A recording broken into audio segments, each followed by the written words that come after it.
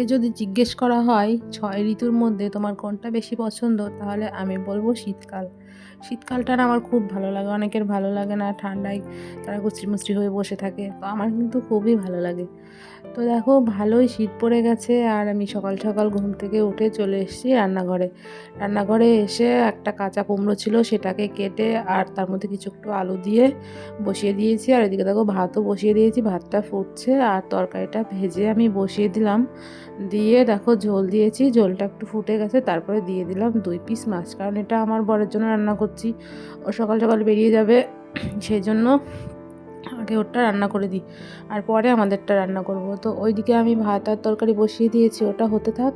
আর এইদিকে আমি সবজি কেটে নিচ্ছি। সবজির মধ্যে ছিল দেখো কি পেঁয়াজ কলি, আলু, আর দেবো হচ্ছে আমাদের গাছের পটল।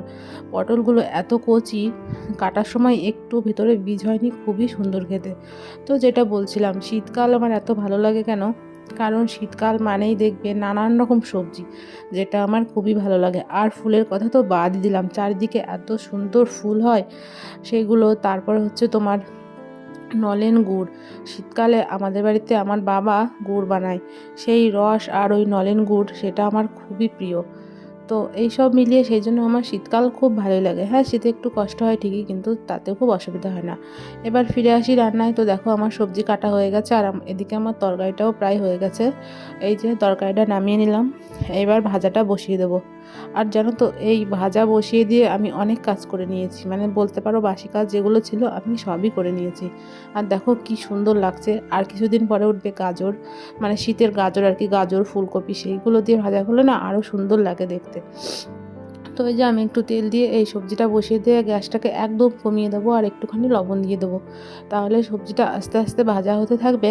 আর পরে এসে আমি হলুদ দিই, কারণ কি বলো তো, হলুদ পরে দিলে না সবজিটা ধরে যায় না, খুব সুন্দর হয়।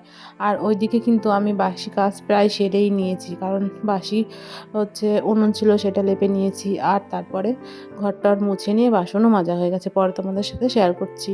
তো এখন দেখো আমার রান্নাবান্না হয়ে গেছিলো আর আমি ঠান্ডা করতে দিয়ে চলে গেছিলাম ও ঘরে। তারপরে এসে এই যে টিফিনটাকে গুছিয়ে দিচ্ছি, কারণ যে মানুষটা সবসময় আমাদের জন্য প্রাণপণে খেটে চলেছে, তার জন্য তো এইটুকু করতেই হয়। সেটা হোক না শীতকালে, একটু কষ্ট হলে কী আসে যায়, সে তো আমাদের জন্য সবসময়ই কষ্ট করছে। আমার তো মনে হয় পারলে আরও অনেক কিছু রান্না করে দিই, কিন্তু কী বলো তো, আমার বরমশাই সেরকম কিছু নিতে চায় না। আর এই দেখো এইদিকে হচ্ছে আমার এই যে সব কাজকর্ম হয়ে গেছে, সেগুলোই তোমাদের সাথে শেয়ার করছিলাম। তো দেখো এখন টিফিন গুছিয়ে নিয়ে আমি চলে আসলাম এই ঘরে। তো ঘরে এসে দেখি আমি অবাক হয়ে গেছি। দেখো সকাল থেকে আমি কাজ করছিলাম, টাইম পাইনি বলে তোমাদের দাদাভাই বিছানাটা গুছিয়ে রেখেছে। তো যাই হোক, যেমন পেরেছে গুছিয়েছে, আর পরে আমি গুছিয়ে নেব। এই যে টিফিন নিয়ে ও চলে গেছিলো।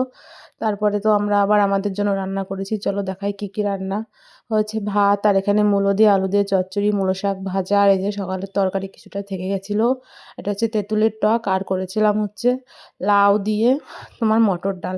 আর আজকে রান্নাগুলো সত্যিই খুবই সুন্দর হয়েছিল।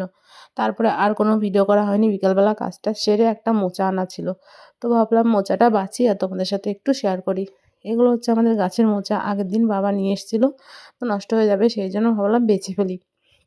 তো এই তো আমি মোচাগুলোকে বেছে নিচ্ছিলাম, আর এই দেখো, আর আজকের মোচাটা এত সুন্দর ছিল, তো বেছে তারপরে কেটে নিয়েছি। সন্ধ্যাও হয়ে গেছে, আর এদিকে সন্ধ্যার সময় ছেলে ঘুমিয়ে পড়েছে।